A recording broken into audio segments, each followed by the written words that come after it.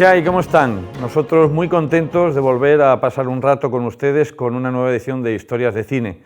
Ya saben que nuestra pretensión es pasar un rato agradable, ameno, ya les digo, eso es lo que nosotros pretendemos y esperamos estar como mínimo cerca de conseguirlo, pues charlando entre nosotros y echando de menos la presencia del público aquí, pero de momento no se puede.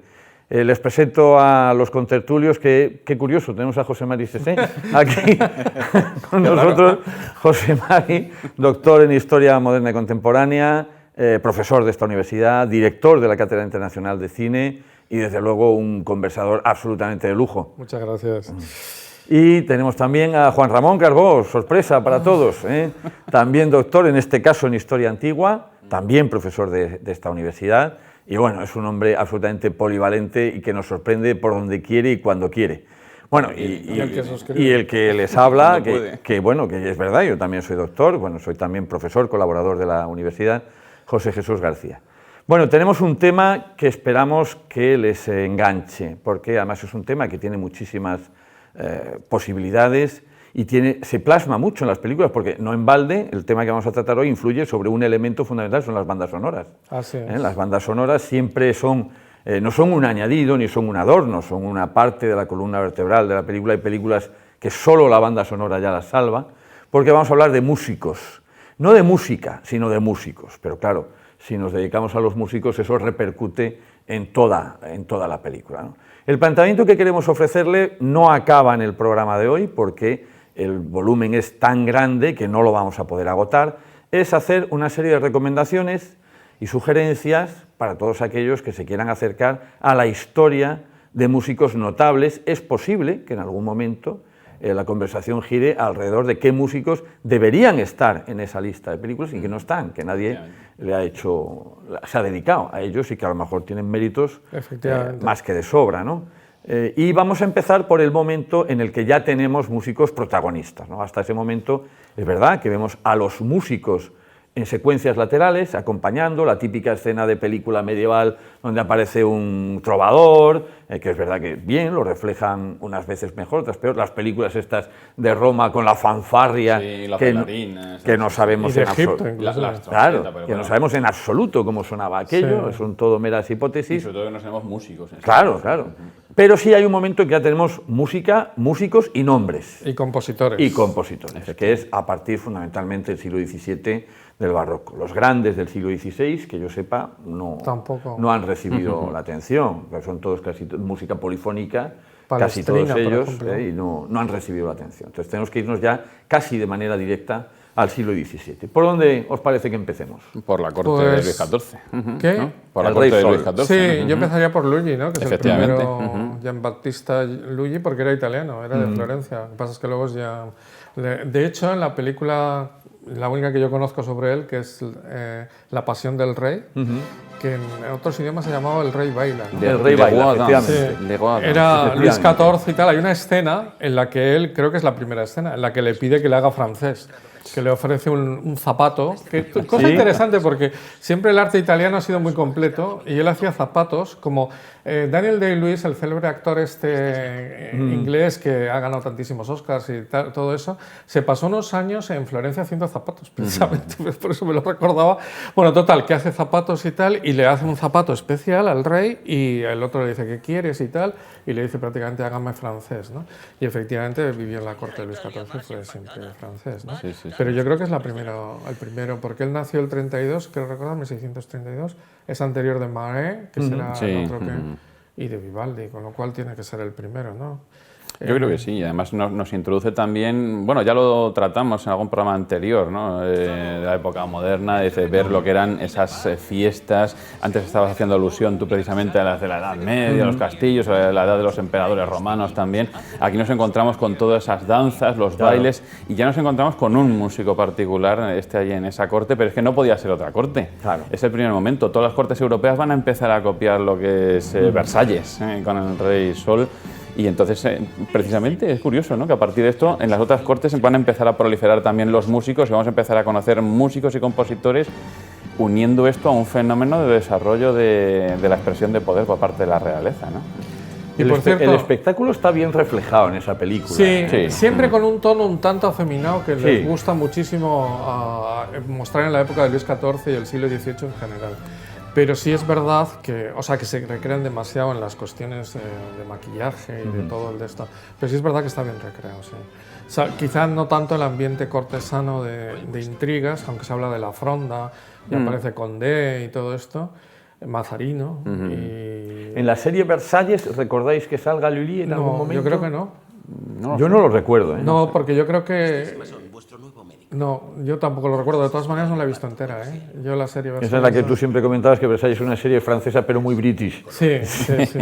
Muy británica. Sí, no estoy seguro, porque no lo puedo decir con seguridad. A- Ahora sí, iba a decir una cosa en general de todo esto y la película que acabo de citar creo que nos introduce en ello, es que hay mucho cine europeo sobre los grandes músicos. Así como la cantidad de gente ve solo a veces cine norteamericano, hay muchísimo porque casi todos son europeos y cada uno, claro. los alemanes, austriacos han hecho los suyos, los franceses han hecho los italianos, suyos, los italianos han los hecho rusos. los ingleses inclusive, los rusos, y en ese sentido es un cine precisamente porque se busca más todo lo que tiene que ver con la dirección artística, el vestuario y tal, Claro. es muchísimo más cuidado todo y muchísimo más... Y la otra cosa que tiene este tipo de cine es la imbricación total entre la música y lo que se cuenta. En algunas más acertadamente, en otras menos acertadamente, pero son películas que hay que tener en cuenta, luego hablaremos de escenas y tal, Claro. cómo está metido una cosa en la otra, ¿no? Y el proceso creador también a veces, ¿no? Del compositor que va creando y se va escuchando, eso que tiene la magia del cine, que puedes poner la música mientras... Claro, o que le sucede algo en la vida cotidiana o en un momento dado y a eso le despierta la inspiración momentánea. Eso muchas películas lo reflejan muy bien y hay otras que se centran más en aspectos personales o en las relaciones de amores y tal que pueden tener algunos de ellos y esas tienen menos valor musical, ¿no? También Vamos a ver ejemplos de todo. También ¿no? es cierto que a partir del siglo XVII contamos con mucha más documentación para intentar reconstruir lo la que vida era de toda ellos, sí. escenografía, sobre todo porque desde finales del XVI, en el que ya tenemos la ópera como espectáculo total, queda un registro muchísimo más abundante que eso. Antes de eso sí tenemos noticias, pero no le ponen fácil a un director plasmar lo Es que que pudo ser lo ese hacen mundo. muy bien. No sé si recordáis una película que no tiene que ver con la música, que es Batel, la de Gerard Depardieu, sobre un cocinero de la época. Sí. Pero es que ves el lujo, en ese caso en la cocina, en este caso en la música, en toda esta... Empieza la película con él de Rey Sol subiendo y tal, en un maquillado, ambiente, sí, maquilladísimo, allí en una especie de... Creo que está rodado en Versalles, en la iglesia. Bueno, no sé muy bien qué es, pero es como un contorno. Por cierto, voy a romper una lanza, no hablamos mucho de los directores en esta, para no, digamos, vamos a la esencia, ¿no? Pero el director de esta película es que ha hecho mucho por la música, porque se llama Corbiou, o no sé cómo se pronunciará, Corbiou, pero ha hecho Farinelli y El Maestro de Música, una en cada siglo. En el 17 esta, en el 18 Farinelli y en el 19 El Maestro de Música, que no es sobre un compositor concreto, pero es una película es que son muy bonitas, en el sentido pleno de la palabra bonito, ¿no? Y recordáis también que, me parece recordar que es en Todas las mañanas del mundo, La de Marín Magué. la de Marat Marais, que hay una escena en la que sale Lully y que se expresa cómo muere Lully. Sí, con el golpe, Cuando sí. aparece dirigiendo la orquesta, nosotros tenemos la imagen del director de orquesta con batuta, mientras que el director de orquesta de esa época marca el ritmo con un bastón hasta que se lo clava en el pie y a raíz de ahí la infección, la gangrena... Por lo visto le pudieron cortar el pie y tal, pero él no quería porque era bailarín también. Ah, qué fastidio, sí. Y entonces, bueno, tenía 54 años, o sea, tampoco mucho no bailaría, pero le gustaba y al final muere de gangrena, muere... Sí, sí. Y además se le El ve primer mártir de la música. dirigiendo Pata, con energía allí, marcando el ritmo con toda la energía. Sí, pues casi no me acordaba militar. que Pero Magué. eso, por ejemplo, sí que aparece también en alguna de las otras películas de la corte de Versalles, sí que están ahí haciéndolo. Como van golpeando, además eran tarimas de madera y van dando el ritmo. De hecho, recuerdo ahora mismo también en la de El hombre de la máscara de hierro, la protagonizada por Leonardo DiCaprio, también aparece ahí marcando los bailes, los ritmos, la orquesta que está ahí al fondo. No sé si en este caso es Jean-Baptiste Lully que mencionábamos antes, pero porque no se menciona eso en ningún caso, pero sí que aparece reflejado. Otra cosa que me gusta mucho de esta película es la relación con Molière, porque Sí. es Luis XIV joven protegiendo a Lully. Esta mezcla de artes me gusta mucho, porque además Lully, o Lully, no sé, debería pronunciarse en italiano, bueno, este compositor le hizo una música para el burgués gentilhombre de Molière, que era quizá como un inicio de ópera, no sé, como una mezcla de música con la narración, no sé cómo sería. Y aparece todo eso en la película, bien, es la única vez que lo veo. Y aparece Molière, y aparece Lee, y aparece Luis XIV, que ya empieza a ser un rey que se impone. Hombre. Porque empieza al principio como que la regente Ana de Austria es la que manda, y Mazarino, lógicamente, Sí, claro. que era cierto, ¿no? Sí, sí, sí.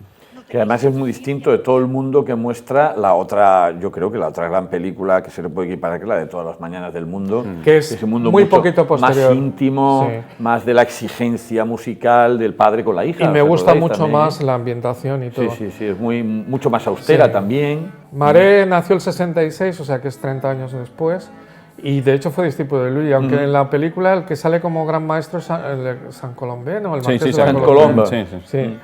Santo Colombo. Y salen las hijas, Sí. me acuerdo, se me quedó grabada la llegada de él a la casa y las dos hijas diciéndole, sí, que toca muy bien y tal, y el padre que no quiere y tal. Sí. Y por cierto es el hijo de Depardieu, que hace de él de mayor. Es tanto uno como el otro. Trabajan los dos en la Trabajan película, los dos. efectivamente. Sí, El sí, mismo músico de joven es el hijo Efectivamente, y el de hijo de- mayor es Depardieu. Que bueno, se parecen, pero tampoco se parecen Tampoco tanto. se parecen tanto. Que si No no, recuerdo utilizaron- mal, los que hacen la banda sonora es Jordi Sabal. Sí, bueno, esto es palabras mayores. A mí es lo que más me gusta de esa es la banda sonora. Es que Jordi Sabal ha sido el gran rescatador de toda la música clásica antigua, ¿no? Es impresionante, este tío tiene unos discos, además cada vez que había un aniversario de Isabel la Católica, la música de la época de Isabel la Católica, Carlos V, hay unos discos, yo tengo algunos, Sí. que son unas joyas, Jordi Sabal es. ¿Pero no creéis que de alguna manera esa película, que a lo mejor desde el punto de vista nuestro es rica, a un espectador medio le puede resultar un poco difícil de Bueno, pero digerir, ¿no? tiene partes curiosas. Yo creo que uno de los principales valores que tiene la película es transmitir también pues, un instrumento que no conocemos en estos días, porque no se usa, que es la viola da gamba, ¿no? Famosa, que es casi también coprotagonista de la película. La viola da gamba, que es la viola para pierna, ¿no? La Sí, gamba claro. de Gamba, italiana, ¿no? Efectivamente. bueno, de hecho la gamba se llama gamba porque tiene forma de pierna. Claro, claro. precisamente, Entonces, ¿no? y vamos, es una Y ahí viene curiosidad. Gamberro. Sí, también. Esto nos llevaría muy lejos. Sí, muy lejos, demasiado lejos. Pero sí. Y esto empieza a abrir un poco las posibilidades porque hasta este momento estamos viendo cómo están apareciendo los músicos, pero a partir de esas películas vamos a empezar a ver la especialización de algunos de esos compositores, algunos músicos en determinados instrumentos, Claro. ¿no? Entonces, ver en esta un instrumento que ni siquiera es ampliamente conocido, pues resulta muy curioso, ¿no? Para la historia. Yo aprendí de con la esta película una palabra que es viola gambista, que no la había oído en la vida. Y además, qué partitura. En la de Lully, en el que citábamos antes, sale mucha música también. Sí. Sale Jerjes, sale Hojas de España, salen varias melodías de estas típicas de... El Te Deum sale, el Te Deum de Lully, y en esta salen muchísimas, que esta es Jordi Sabal puesto a hacer una... Es que es como un disco, vamos, es una pasada, o sea, es buenísimo. Bueno, mejor verlo en directo, claro. Y la banda sonora te llena todo. Además tiene un aire como oscuro, romántico, sí, es cierto, de lluvia, sí. De verde oscuro, que hace que la película sea muy Es muy íntima. Muy íntima, sí. Sí. Lo cual contrasta un poco con la época. Claro. Sí.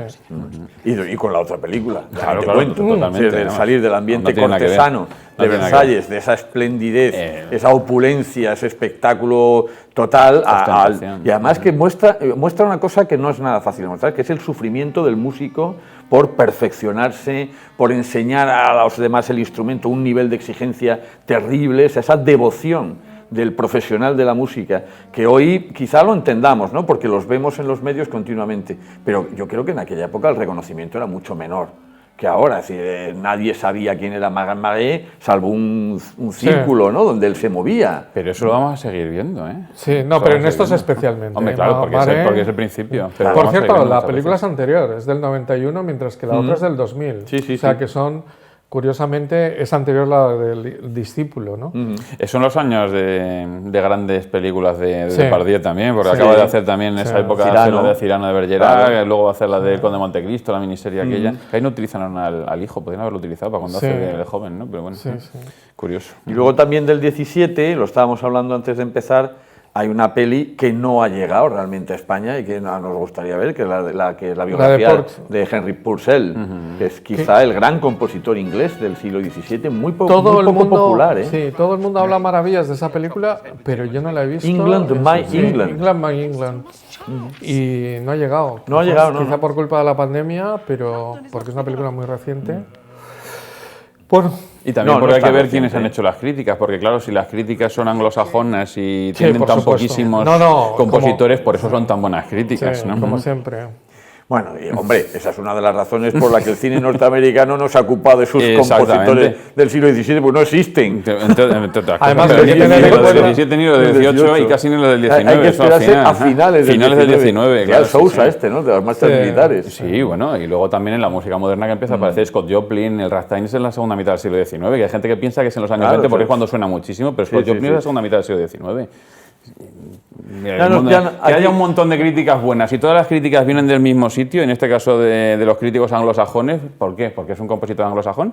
No, habría que verla. Hay que verla. Vamos a darle un Yo voto tampoco de la he visto, confianza. entonces hay que darle una yo creo que posibilidad. cerraría el siglo XVII por nacimiento, bueno, aunque nacen también Bach y Händel en el 85, pero Vivaldi, ¿no? Hay que pasarse ya al 18 Vivaldi, aunque toca en principios del 18, no. Y Bach. El cura pelirrojo. Bueno, Bach, por supuesto. Claro. Que Bach tiene pocas, ¿eh? Sí, no hay demasiadas. Sí, Bach, que yo recuerde, tiene dos o una. Las crónicas de la pequeña crónica de Ana María Bach, que por cierto es en blanco y negro y es una joyita como el propio libro ese de la pequeña crónica de Ana María. Es muy curiosa la película, sí. Ana Margarita. Ana Magdalena. Ana Magdalena Bach. La esposa. Que realmente y tiene un toque de clave y de que muy bonito. Es una película alemana, por lo tanto es una película, digamos, más lenta de lo que la gente está habituada. Y luego tiene una que se llama Mi nombre es Bach. Mi nombre es Bach, él ya con 65 años. Sí, ya está en la parte final, de hecho se está quedando ciego, sí, es la ancianidad, que empieza a recordar. Llega a Potsdam, a la corte de Federico II. De hecho es casi más una película sobre Federico II que sobre Bach. Con su hijo, tiene una escena al principio en la ¿Con cuál de ellos? Federico II de Prusia, digámoslo. Sí, Federico II de Prusia, que hay que decir que era un gran músico, es el gran rey ilustrado, además tiene un cuadro célebre tocando la flauta, y que es un hombre que regaló a Carlos III incluso la melodía que luego sería el himno de España y todas estas cosas, pero que realmente es un monarca que no tiene la relevancia musical que tiene Bach, que es impresionante, y Bach daría para muchísimo.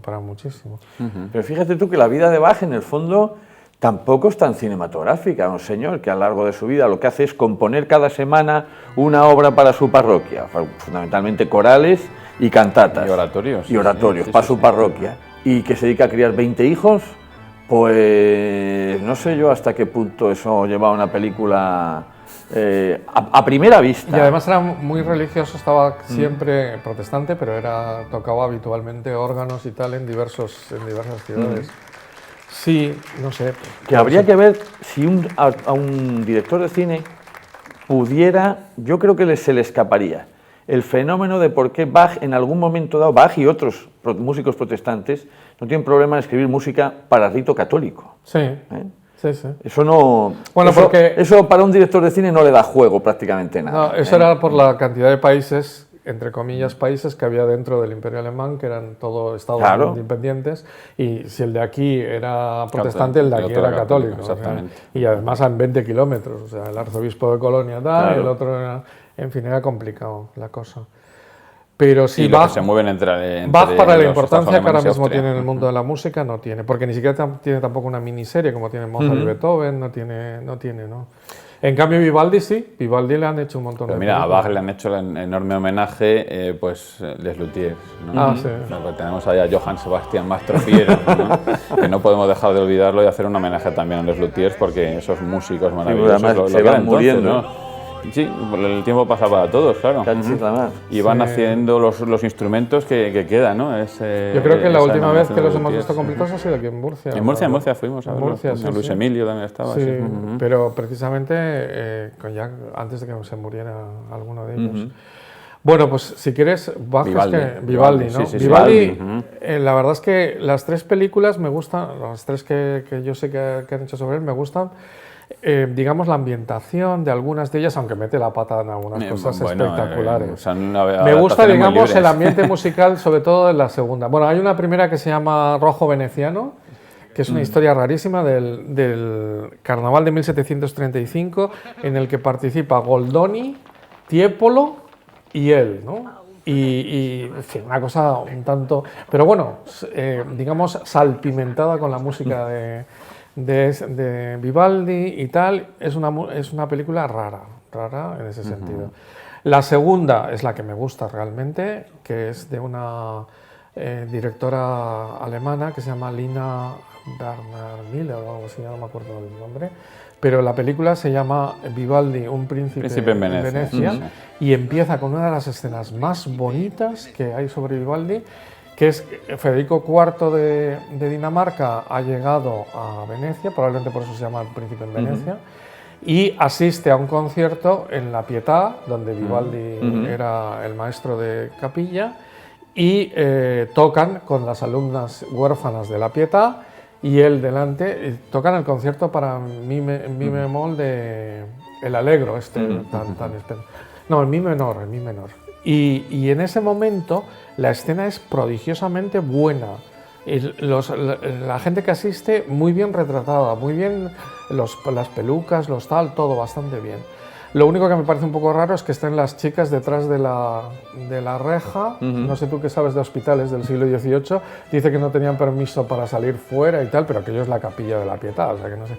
Pero el ambiente de lo que es música, con presentación de un personaje, con la presentación de lo que es Venecia en ese momento, con lo que está perfecto. O sea, la ambientación es muy buena en la película, lo que pasa es que luego sí es cierto que la historia se toma muchas libertades. Pero con Vivaldi todas. Sí, es que no es muy rigurosa. Pero de hecho, aspectos más escabrosos, está en las relaciones. Pero el personaje te abre la puerta. Sí, ciertamente, Bach no es, desde luego. Claro. Es algo completamente distinto. Pero de todas maneras tampoco era tan así, porque cuando, como sabéis, exilia en Viena y muere allí, se pone allí y dice que muere como sacerdote secular, dice la partida de función, y declara uno de ellos que no dejaba el rosario más que para componer música, o sea que tampoco es que fuera... pero me refiero a anécdotas del tipo, cura que de repente tiene una inspiración y deja hasta la misa parada para tomar nota y volver. Eso sí, ¿no? eso sí. Pero claro, dice, este tipo es un tipo raro, ¿no? Sí, bueno, el prete rosso, ¿no? Claro, el famoso cura pelirrojo. Eso en la tercera, Vivaldi. ese que se llama así, el cura rojo, que puedes pensar que es un cura comunista y tal. El cura rojo, me hace muchísima gracia una escena que no tiene nada que ver con la música, pero os la relato a los espectadores porque el tío se está bañando, ¿no? Y entonces se acercan dos chicas para ver tal, porque está el hombre allí en cachas y tal, ¿no? Y entonces sale del agua, ¿no? Y entonces se pone una sotana y entonces las chicas se quedan diciendo, joder, vaya, es cura.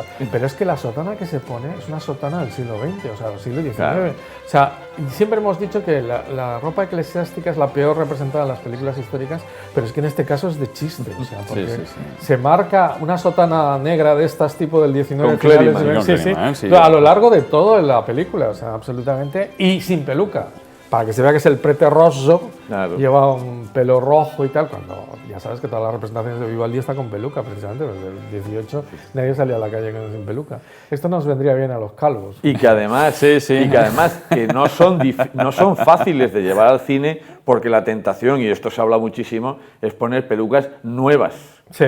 Cuando lo normal es que debían ser la mitad de ellas, si no casi todas, pelucas gastadas por el uso, llenas de piojos, astrosas, etcétera. Como la de los jueces ingleses, que están algunas ya llenas hasta de sopa. ¿Sabes estas pelucas que se ponen los...? Bueno, íbamos de la música de Vivaldi, salen espolvoreadamente cosas, pero efectivamente de la vida de Vivaldi, si hay que aprender la vida de Vivaldi con las tres. No, la del carnaval es tronchante, porque además está Tiepolo por ahí, o sea que el gran pintor veneciano. Se nos ha quedado Händel en el camino también. Bueno, Händel es paralelo a Bach. Händel, que yo sepa, tiene dos. Una película inglesa del año 40 que se llama El Gran Händel. Great Mr. Händel. Que por cierto, tampoco sé si es cierto porque no domino la vida de Händel, pero tiene problemas con el príncipe de Gales, con el arzobispo de Canterbury, y la película va de eso y solamente al final se soluciona porque hace el Mesías, entonces... Sí, de hecho, la película la hicieron con un año de retraso debido a las circunstancias que estaba pasando en este momento en Inglaterra en la Segunda Guerra Mundial, porque en 1741 fue cuando Händel compone el Mesías y se estrena, entonces son los 200 años de la composición del Mesías, pero se retrasa un año la Pero Händel era nacido en Alemania. Sí, vamos, por eso quizás no tenga tanta atención por Inglaterra. Lo que no sé si es anglo-prusiano o es de otra región de Alemania, eso es lo que no me ha quedado claro. Creo que era de Halle, por ahí. No me acuerdo, pero vamos, no es absolutamente o de inglés, Leipzig, luego. No es, de una pero era un salvaje componiendo, ¿eh? Bueno, era absolutamente un fuera de pero serie. allí, como precisamente en Alemania hay menos sitio, consigue irse. Bueno, la casa reinante en Inglaterra eran Hombre, claro. alemanes. Entonces se los llevan para allá y allí disfruta y al final sus mejores piezas están hechas para la monarquía. Sí. El famoso, la música acuática es para que pasen por el Támesis y los fuegos artificiales también. Bueno, esto es muy curioso, ¿no? El intercambio de música, por esto la cuestión dinástica entre Prusia e Inglaterra, porque luego el himno prusiano es el Dios salve a la reina, pero con marcha, a ritmo de marcha militar, no como lo cantan en Inglaterra. Bueno, de hecho el apellido se lo cambiaron en la Segunda Guerra Mundial por el actual, porque era un apellido totalmente alemán. O sea que la casa es traducción directamente del apellido alemán. Perdón. El himno, el famoso Dios salve a la reina, no. ¿Cuál es el que está basado en el Cuarteto del Emperador, el himno de Alemania? Sí, del Cuarteto del Emperador de Haydn. El Deutsch über alles, ¿no? Sí. No, este es el himno de Prusia, que como bien he dicho, y hay unas relaciones tan grandes que, bueno, hasta la Segunda Guerra Mundial, bueno, hasta la primera, el Kaiser es sobrino de la reina Victoria y primo del rey. Pero sí están emparentadas todas las europeas. Lo abordamos en el programa sobre la reina Victoria. Y primos también del zar, Nicolás. Y entonces, claro, lógicamente la Casa Real se tenía que cambiar el nombre porque no lleva un nombre muy británico. ¿Me está bailando la memoria o Händel aparece también en algún momento en Farinelli? No te falla. Sí que aparece. Y además es Jerome Crabbe, que es un actor muy firme. Para que la gente lo conozca, este es el actor que aparece en El Fugitivo, el malo del Fugitivo, el médico que pone a Harrison Ford las cosas difíciles, y aparece en un libro, en una película que me encanta, que es El Libro Negro, como un nazi en Holanda. Ha hecho muchos muy buenos papeles. Jerome Crabbe, sí. Aparece en Farinelli, sí señor.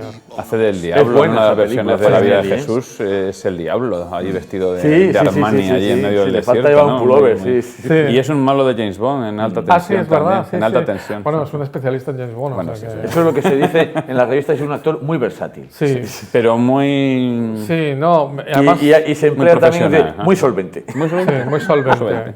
Como cuando un director no es muy bueno, es un buen artesano. Exactamente. Un buen artesano. Pues a mí de Farinelli me gustó el que presente esa realidad de los castrati. Que dices tú, caray, Farinelli es un personaje histórico, hay que recordarlo también para el que lo esté viendo, no es un argumento de ficción, sino que existió realmente el muchacho este y realmente llegó a tener el impacto que tuvo Carlo en la corte Broschi española. era el cantante castrati, Carlo Broschi. Sí, efectivamente. Que la voz la hacen con una contralto y una soprano. La mezclan para la película. Para poder hacer ese tono que los castrati, como ahora no hay. Pero vamos ahora hay unas voces, los contratenores. Sí, pero no llega a eso. No sí, es que, lo mismo, claro. sí que hay con bastante... Yo creo que además refleja muy bien también, creo yo, algo que tiene que ver con lo que tú decías, que es el intercambio, ¿no? Es decir, este es italiano, y dice, pero bueno, a través de las relaciones que tiene la monarquía de Carlos con... ¿Era con Carlos o con Fernando VI? Llega con Fernando VI. Con Fernando VI, con Italia, viene para acá, se afinca aquí, pero ya es gente que empieza a hacer un circuito musical. Pero no, tanto Fernando VI como a su mujer Bárbara de Braganza, cuando llega, casi se los gana porque eran muy sentimentales, muy melancólicos. Como sabes, Fernando VI se retira a vida viciosa de Odón cuando le queda un año. Para morirse casi como le decían entonces, mal de melancolía, ¿no? Y este les levantaba el ánimo, les hacía cuando cantaba y llega a tener un poder en España. A ellos sí, lo que pasa es que luego en la película se ve su propia vida y nos la muestra pues, como una persona que al parecer atormentada porque además al parecer pues sí que vivió sabiendo que no iba a poder tener descendencia. Que eran unos bestias, Claro, es que era una cosa... O sea, coger a un niño y tal, para que tenga esa voz. Parece ser que hay una grabación de principios del siglo XX de un castrati auténtico, una grabación sonora, no audiovisual. Decía el último testimonio de un castrati de verdad, no un chaval. ¿Cómo se llamaba el actor que lo interpreta? Estefano, ahora no me acuerdo cómo se llama el apellido, no, pero es el mismo idea. que interpreta a Vivaldi en una de las que hemos comentado Stefano, antes. No me acuerdo. Que luego interpreta a Vivaldi en la de... Con esos disfraces también que se ponían para actuar, toda la tramoya de las actuaciones.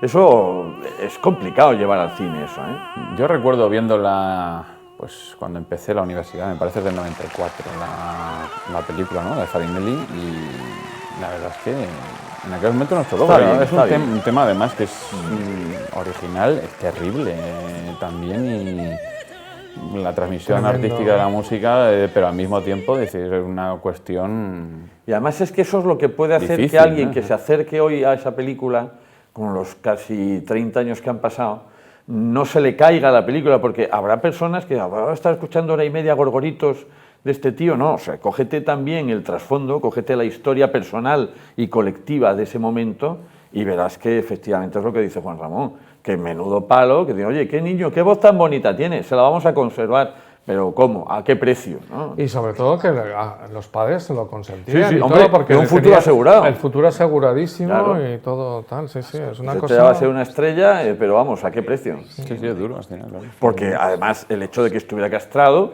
no implicaba que fuera un inútil para las relaciones sexuales. No. Pero no podía concebir, como dices tú, no puede crear una familia, etcétera. Que es su gran desgracia personal, claro. Y lo refleja bien la Sí, película. yo creo que la película está muy bien, aparte de la cantidad de música buenísima que aparece y tal, y que se refleja por primera vez todo este asunto. Y aparece Händel, me creo recordar, sí, como empresario. Sí, aparece que viene, viene en plan... Sí. Al teatro, a la ópera, viene allí en ese plan. Sí, pero en plan, como dice el de contratar. Sí, para contratar a los cantantes y llevárselos allí. Porque también es verdad que como los pintores de cámara de los diversos reyes, como el caso de Velázquez y tal, tenían otras funciones, el caso de los jefes de cámara o directores de esta, como Haydn en su día, los Kapellmeister, sí, tenían función también de organizar fiestas, de montajes, era un poco el jefecillo de todo el montaje. Que quizá eso, no sé lo que pensáis, pero quizá eso ya empieza a crear el ambiente y a explicar por qué un niño prodigio realmente tiene futuro profesional y tiene su circuito. O sea, y por eso cuando aparece Mozart no se tiene que extrañar nadie de que su padre ve ahí un filón y lo va a pasear absolutamente por todos los sitios donde sabe que se consume esa música. Pero Mozart ya con 5 añitos, creo recordar, ya está en el circuito el tío. Sí. María Antonieta le da un besito cuando tenía 6 años, creo, cuando va a París por primera vez. ¿Sobre Mozart qué? Aparte de Bueno, yo diría Amadeus, antes de pasar a Mozart que Haydn, pobre, que el maestro de Mozart, el papá Haydn, que le llamaba a todo el mundo y que además es el creador de la sinfonía, no tiene una película ni tiene nada. Efectivamente. Y sería uno de los grandes Pero temas. porque es lo que decíamos antes de Bach también, que a lo mejor que su vida se ha considerado como que no ofrece nada más aparte de lo que es la propia creación musical, y entonces pues no. Pues yo creo decían que no ofrecía le mucho. comentaba antes a Chus que de pequeño era un trasto, o sea que estuvo en los Niños Cantores de Viena, y como llevaban la coletilla la peluca esta con coletilla, que es de finales del siglo XVIII, se las cortaba y tal, mientras cantaban, y bueno, le tuvieron que echar, era un trasto total. Fíjate, Y luego tiene una historia interesante que es como maestro de los otros maestros, es decir, que como vive más que Mozart y ve a Beethoven y tal, pues todos le consideraban su maestro, con lo cual aparecer por ahí, ¿no? Como tendría su cosa. Pero bueno, es que ni siquiera como personaje secundario. No aparece, ¿no? No. Y eso, por lo menos yo creo que aunque digas tú no tiene una vida muy cinematográfica, caramba, yo creo que será un hombre a pulso. Sí, aparece en una de Beethoven, además como contraposición. Sí, pero muy, vamos, sí, porque muy poco. Es muy poquito, pero sí que aparece como contraposición precisamente con la de la heroica, ¿no? Con la composición de la Tercera Sinfonía, que nos presenta a Beethoven como el creador del romanticismo ahí, y frente a Haydn como representante en este caso del clasicismo, porque Mozart ya no está. Claro. Sí, aparece como Liszt, que aparece en cantidad de películas. Sí, por ahí suelto. Liszt es siempre suelto. Pero en el caso de Haydn, porque Liszt ya es posterior, no, es que es, vamos, me parece una injusticia. El himno de Austria creo que es de Haydn. Y en Austria es un Bueno, y fuera de Austria, a mí me encanta Haydn. Ah, mira, otra cosa que tenía gracia, sus sinfonías inglesas y también la sinfonía de la sorpresa. Como se le dormía a la gente mientras tocaba las sinfonías, tiene una que se llama Sinfonía de la Sorpresa, que tiene un acorde brutal en un momento dado para despertar y disfrutaba viendo despertarse a todo el mundo. Tiene la famosa Sinfonía de la Sorpresa, hombre. Haydn tiene anedotillas, hombre. Claro, porque es que el relatar la vida de estos músicos es lo que nos pone sobre la pista de cómo se consumía la música en aquel momento. Por ejemplo, un detalle que a mí sí me gusta mucho y que creo que es una pérdida notable en nuestra cultura actual. En aquella época, en un cierto estamento social, la gente sabía tocar instrumentos y los tocaba en su casa. Entonces montaba su pequeño concierto, mi niña toca el clave, yo la acompaño con tal, no había reggaetón, no había internet, no había CDs, ni nada de esto, la música te la tenías que hacer tú. Entonces, eso a mí me parece muy interesante y creo que en algunas zonas de Estados Unidos eso se sigue conservando, el tocar en familia. Sí. Quizás zonas un poco rurales, más de country o lo que tú quieras, pero tocar en familia. Sí, Oye, en tu casa también. Por eso te iba a decir que no solamente en Estados Unidos, algunos seguimos haciéndolo. Mira, me acabo de acordar de otra anécdota de Haydn buenísima de otra sinfonía. La Sinfonía del Adiós, la Sinfonía de la Despedida, era porque los Eserkany, estos que tienen un apellido dificilísimo de pronunciar, que era para los que tocaba Haydn, unos húngaros, una familia húngara, no les pagaba toda la orquesta y entonces decidió hacer una sinfonía en la que, como entonces había unas velitas, iban apagando la velita y se iban yendo los instrumentos. Me acuerdo. Y entonces Haydn compuso una sinfonía que van desapareciendo los instrumentos y al final solo queda un violín tocando y tal, apaga, y cuando se encendieron las luces, digamos, pusieron las velas otra vez, había desaparecido toda la orquesta y había en el atril un letrero que decía: nos vamos de vacaciones.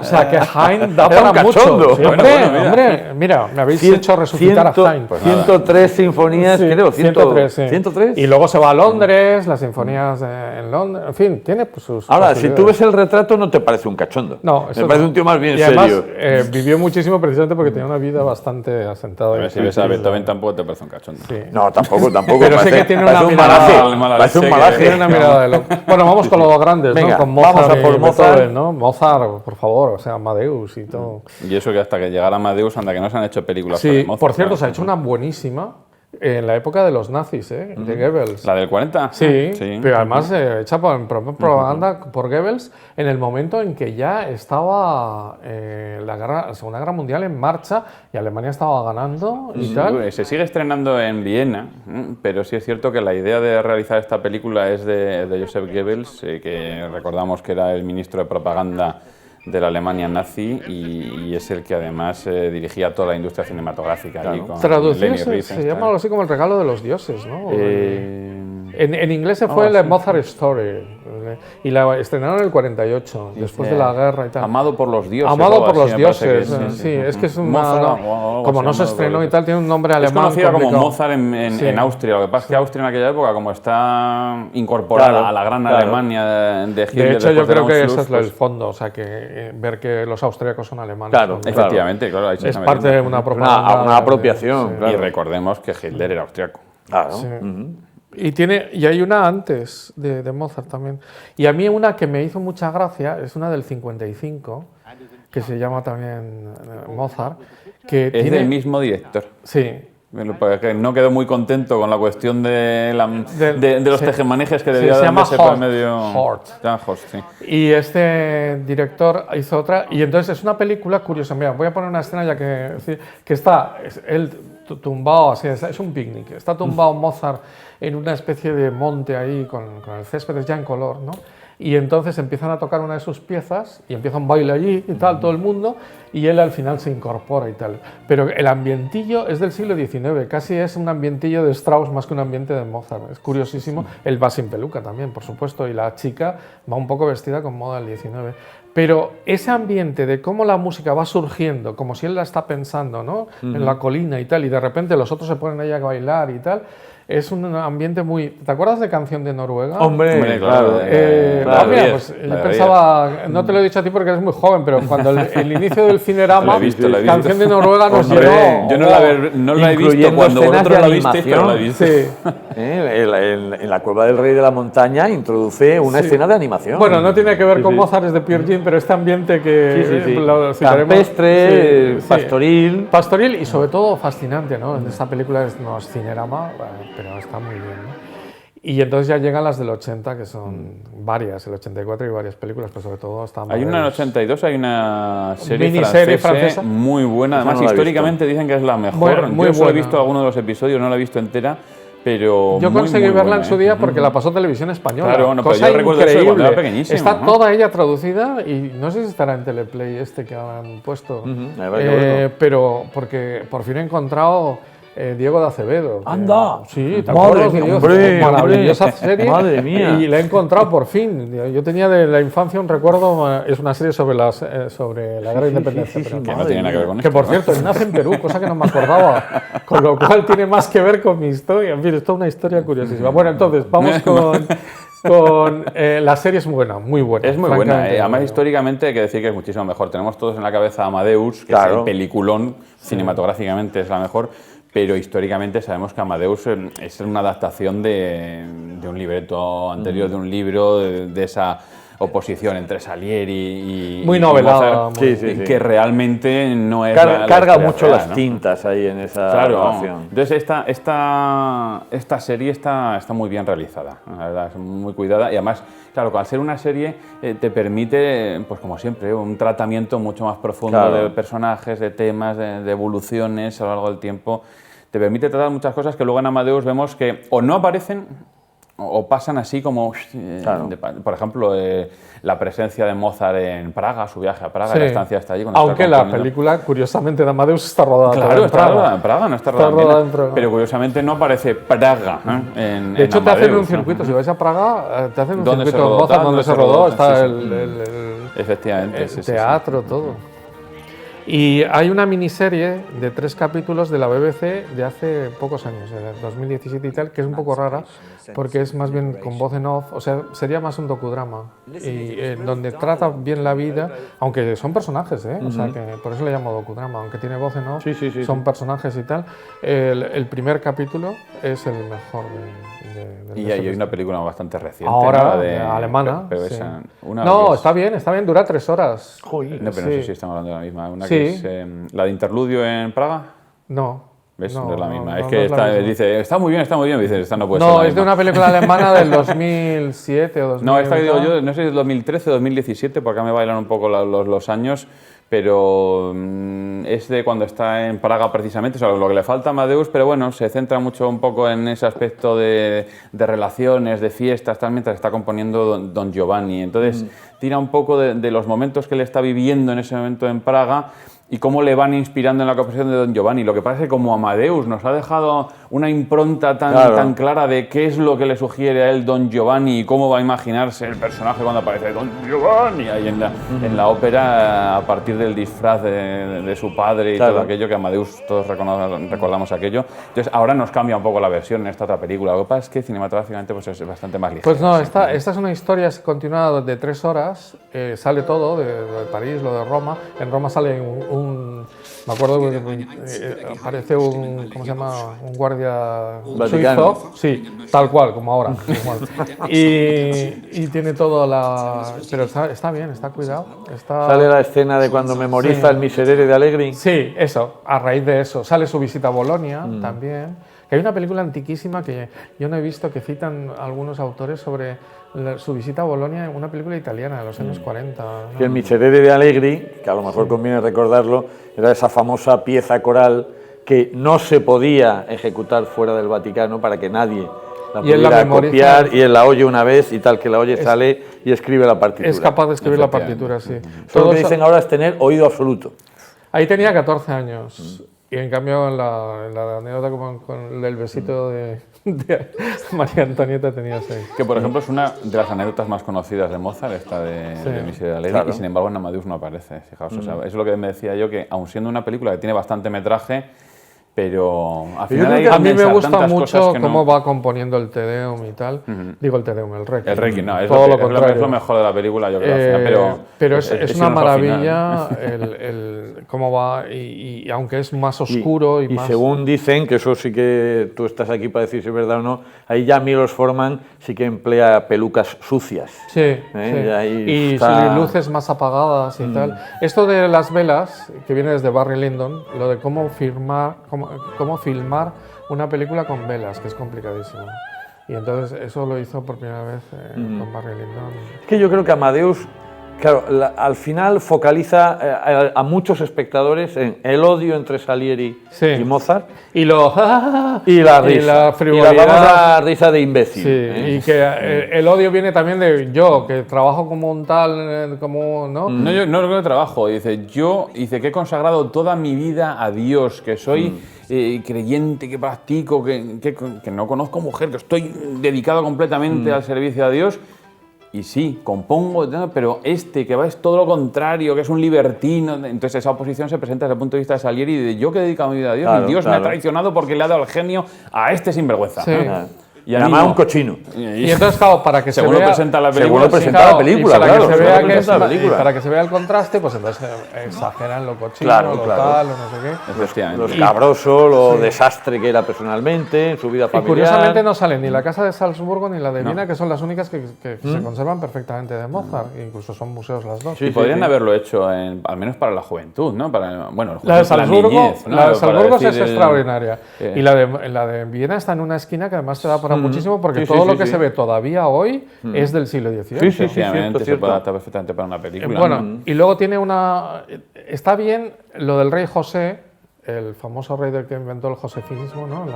El regalismo austriaco y tal, que se metía con la iglesia, de ahí viene el josefinismo, pero también se mete con los músicos. Es un tío que llegó a dictaminar que tenía que hacerse y sale allí, que no puede haber un ballet dentro de una ópera. O sea, hacían unas leyes que casi se parece a la actualidad, o sea, unas leyes...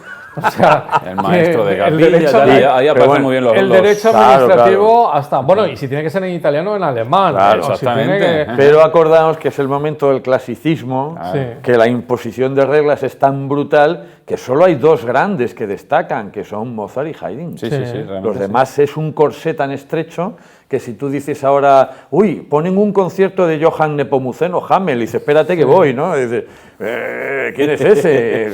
Tío. Entonces no pueden brillar, no pueden brillar. Entonces ¿Y a tienes unos Salieri genios... se le conoce en No. gran parte Por la película, oposición de la película, por la película, Yo me efectivamente. compré Amadeus. un DVD de Salieri a raíz de la película, que es bastante bueno, ¿eh? Ya, pero de todas maneras, es un conjunto de las que encorseta tanto que para destacar ahí, o sea, tienes que ser un genio de una dimensión fuera de eso. Pero está muy bien en la película. Sí, Como, sí, por eso, He como dicho Mozart... DVD, CD, o sea, de música. Lo hemos entendido. Se ve muy bien en la película cuando Mozart está allí y le dicen, no, pero es que esto dice...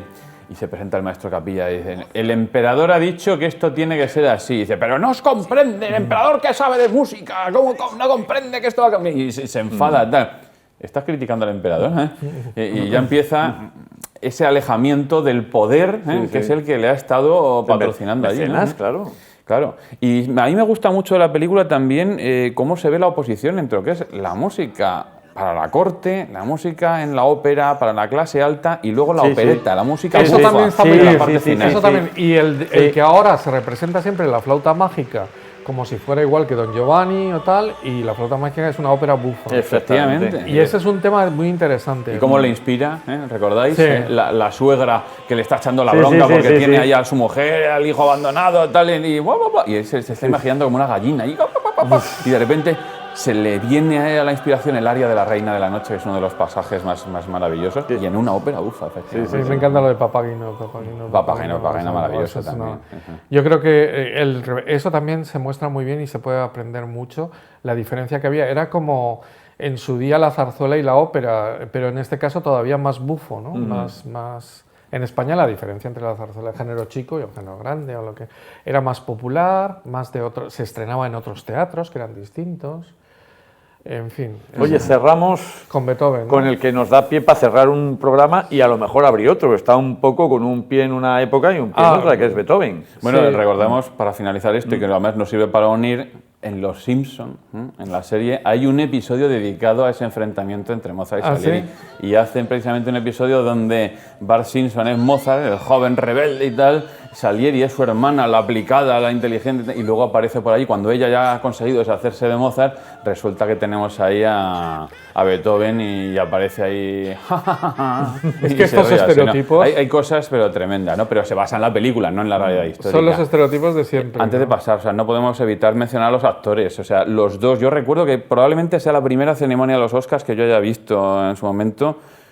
A Tom Hulce y a F. Murray Abraham, el que interpretaba a Mozart y el que interpretaba a Salieri, los dos iban nominados para el Oscar a Mejor Actor y eran los dos grandes favoritos, además. Los otros tres no contaban para nada y se lo llevó F. Murray Abraham, que hace una interpretación maravillosa. O sea, yo recuerdo el momento en el que está allí, pero estos son los originales que le ha llevado la mujer. ¿Los originales? Y empieza a pasar páginas y está... Él oye lo que está ahí escrito. La melodía. Claro. La transmisión musical, que es absolutamente esencial para comprender al genio, que fue el compositor. Pero de todas formas, en esa escena, maravilloso. de alguna forma, Salieri baja la guardia.